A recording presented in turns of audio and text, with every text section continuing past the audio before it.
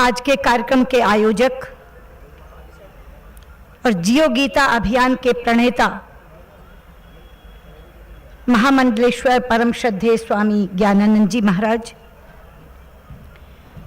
मंच पर आसीन परम पूज्य संत वृंद, excellencies, distinguished ambassadors present on the dais, और गीता के प्रति भक्तिभाव रखने वाले मेरे बहुत ही स्नेही भाइयों और बहनों, सबसे पहले तो मैं ये बता दूं कि मैं आज इस मंच पर किसी राजनेत्री के रूप में नहीं आई हूं और ना ही विदेश मंत्री के रूप में आई हूं। मैं आज आई हूं इस मंच पर कृष्ण उपासिका के रूप में और गीता के अनुसार जीवन जीने वाली साधिका के रूप में। मेरा परम सौभाग्य है कि आदरणीय स्वामी ज्ञानानंद जी का स्नेह एक निमंत्रण के रूप में मुझे प्राप्त हुआ और मैंने उस निमंत्रण को स्वीकार करते हुए स्वयं को धन्य समझा। एक धन्य भागी के नाते मैं आज इस मंच पर खड़ी हूं। इतने महान संतों की उपस्थिति में मैं गीता पर प्रवचन करूं, ये मेरी धृष्टता होगी और ये धृष्टता मैं करना नहीं चाहूंगी, लेकिन गीता के अनुरूप जीवन जीने के कारण जो मेरे अनुभव हुए हैं उन्हें मैं जरूर आपके साथ साझा करना चाहूंगी और मुझे लगता है कि वही आज के लिए प्रासंगिक भी होगा। बंधुओं और बहनों, मैंने बहुत छोटेपन में गीता का अध्ययन करना शुरू किया था।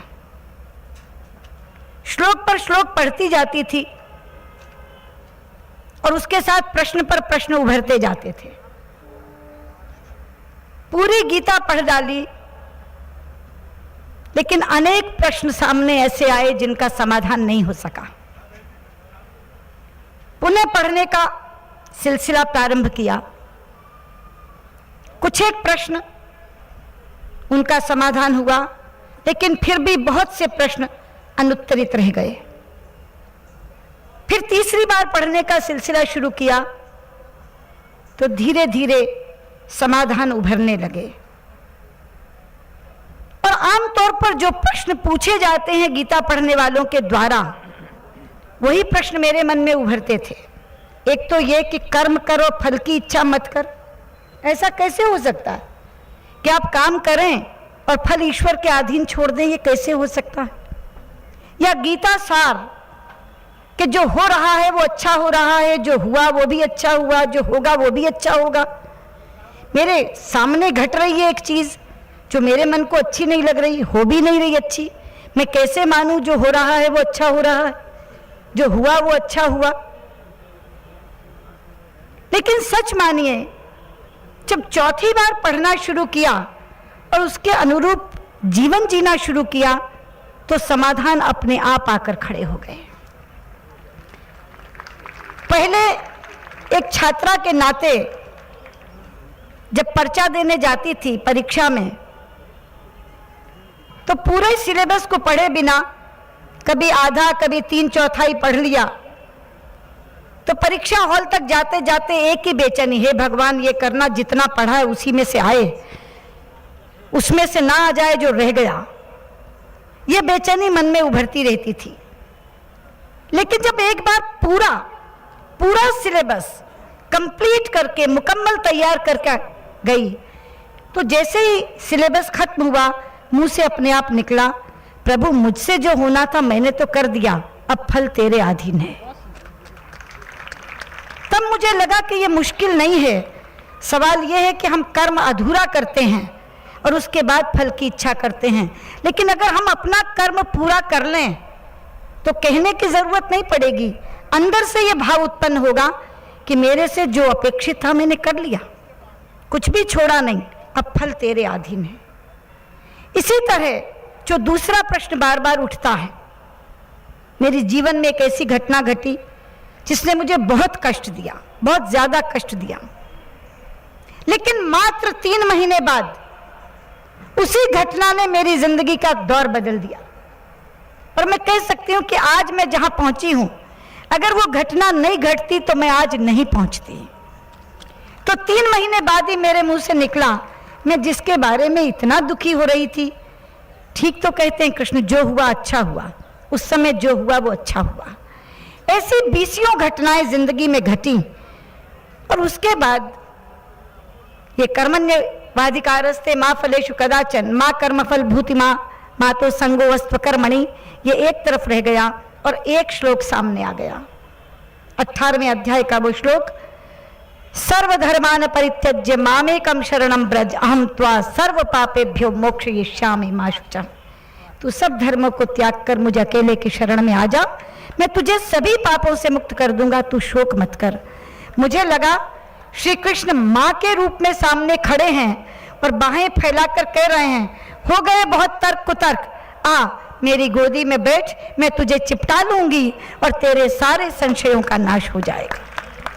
और वो दिन था मित्रों, जब पूर्ण समर्पण भाव मन में जगा और अपने तमाम तर्कों को, अपने तमाम संदेहों को, अपने तमाम संशयों को कृष्ण के चरणों में मैंने समर्पित कर दिया।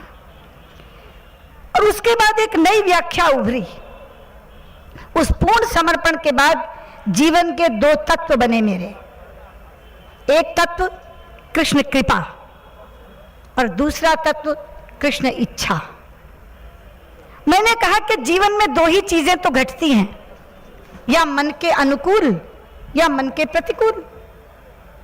कोई चीज जो आप चाहते हैं वो आपको मिल जाती है तो आपको लगता है कि जो चाहते थे वो हो गया, मन के अनुकूल परिणाम आ गया। लेकिन जो आप चाहते हैं वो नहीं मिलता या कुछ और उसके विपरीत घट जाता है तो घटना मन के प्रतिकूल कहलाई जाती है। तो मेरे जीवन का तत्व बना कि जब भी कुछ मन के अनुकूल घटेगा तो मैं उसे कृष्ण कृपा मानकर प्रसाद की तरह ग्रहण करूंगी, और जब भी कुछ मन के प्रतिकूल घटेगा तो उसे कृष्ण इच्छा करके स्वीकार करूंगी। और इन 2 तत्वों ने मेरी जिंदगी बदल दी। और इसका परिणाम क्या हुआ कि जब बड़े से बड़े पद और ओहदे को कृष्ण कृपा मानकर प्रसाद के तौर पर ग्रहण करते हैं तो आपको अहंकार नहीं आता, क्योंकि वो आपका अर्जित किया हुआ नहीं है, उसकी कृपा के द्वारा दिया गया है। और जब आप किसी प्रतिकूल परिस्थिति को कृष्ण इच्छा कहकर स्वीकार करते हैं तो आप विचलित नहीं होते। इसलिए कृष्ण कृपा का भाव अहंकार नहीं आने देता मुझ में, और कृष्ण इच्छा का भाव विचलित नहीं होने देता मुझे। और यही कारण है कि इतने इतने तनावों से गुजरना पड़ता है इस जिंदगी में। खास तौर पर जो विभाग इस समय संभाल रही हूँ, पूरे विश्व की चुनौतियाँ सामने आती हैं, तरह तरह की कष्ट सामने आते हैं, लेकिन इस कृष्ण कृपा और कृष्ण इच्छा के बीच झूलती हुई पूरी जिंदगी को तनाव मुक्त होकर के जी रही हूँ। इसलिए आपको एक बात कहना चाहूँगी कि बहुत बार लोग ये सोचते हैं गीता, रामायण, महाभारत, भागवत ये तो बुढ़ापे में पढ़ने की चीज़ें हैं, लेकिन जब वो बुढ़ापे में गीता खोलते हैं तो कहते हैं काश हमने ये जिंदगी के युवावस्था में पढ़ी होती। तो जिन चीज़ों का सामना हमने अपने तरीके से किया और आज यहाँ पहुँचे, उसकी बजाय अगर हम गीता के रास्ते चलकर अपनी ज़िंदगी जिए हुए होते तो हमें कष्ट नहीं होता और आज हम कहीं के कहीं होते। इसलिए ये गलती मत करना।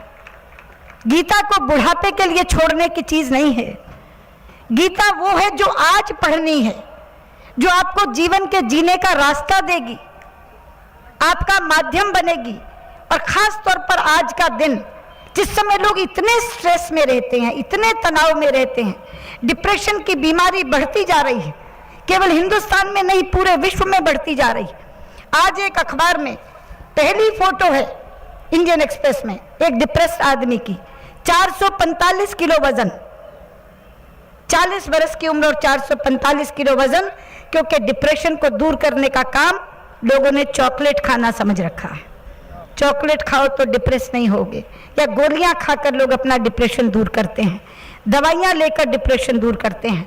लेकिन मेरा दावा है कि अगर हम गीता पढ़कर उसके अनुसार जिंदगी जीना शुरू करें तो कभी डिप्रेशन में हम नहीं आएंगे, और डिप्रेशन का बड़े से बड़ा मरीज गीता सार के साथ ठीक हो सकता है। मैं तो कहना चाहूँगी हमारे जो साइकेट्रिस्ट हैं, हमारे जो मनोविज्ञान के डॉक्टर्स हैं, वो स्वयं गीता पढ़ें, और जब पेशेंट उनके पास काउंसलिंग के लिए आता है तो काउंसलिंग उसके अनुसार करें। इतना भव्य भाव आएगा आपके अंदर, सारे तर्क खत्म हो जाएंगे, सारे संशय और सारे संदेह समाप्त हो जाएंगे और जीवन जीने का राह मिल जाएगा। और इसीलिए मैंने संसद में खड़े होकर कहा था कि श्रीमद् भगवद गीता को राष्ट्रीय ग्रंथ घोषित किया जाना चाहिए। अभी उसकी औपचारिक घोषणा तो सरकार आने के बाद नहीं हुई, लेकिन स्वामी जी महाराज मुझे बताते हुए खुशी है कि अमेरिका के राष्ट्रपति बराक ओबामा के हाथ में प्रधानमंत्री ने अपनी ओर से श्रीमद् भगवत गीता भेंट करके इसको राष्ट्रीय ग्रंथ जैसा सम्मान तो पहले ही दे दिया। एक औपचारिक घोषणा बाकी है, लेकिन सम्मान पहले ही मिल गया। और यहाँ हमारे योग गुरु बैठे हैं। संन्यास के बाद इन्होंने सारे संबंध तोड़ दिए, लेकिन मैंने संबंध बना के रखा है। मैं आज भी उन्हें भाई कहती हूँ।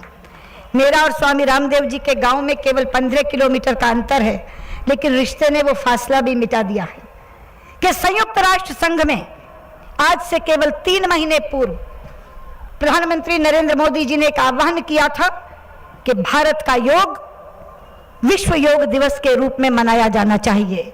आज मुझे यहाँ खड़े होकर आपको बताते हुए खुशी है, 170 देशों का समर्थन हमें इस प्रस्ताव के लिए मिल चुका है।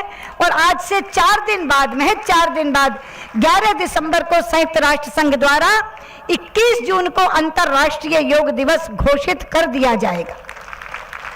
तो जिस तरह भारत का योग केवल व्यायाम नहीं, बल्कि भारत का योग एक जीव और ब्रह्म की जुड़ने का एक माध्यम है, उसी तरह से भारत का ये ग्रंथ श्रीमद् भगवद गीता जीवन जीने का, सुख से जीने का, तनाव मुक्त होकर जीने का एक बहुत बड़ा माध्यम है।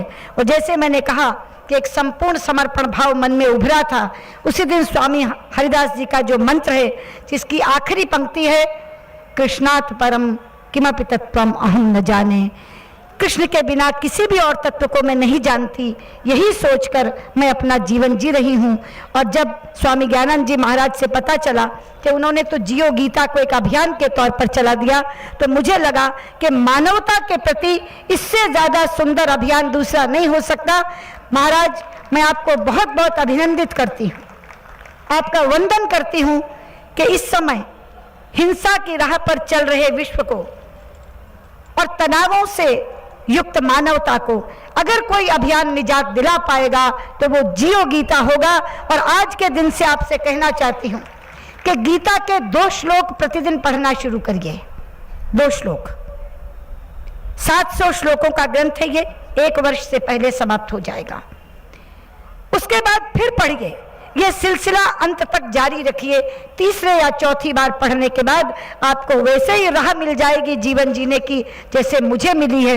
इसलिए मैंने सोचा कि आज मैं केवल उन अनुभवों को आपके साथ साझा करूं जिन्होंने मुझे मार्ग दिखाया है, वही गीता आप सबको भी मार्ग दिखाएगी। बहुत बहुत धन्यवाद। बोलो योगेश्वर श्री कृष्ण महाराज की जय।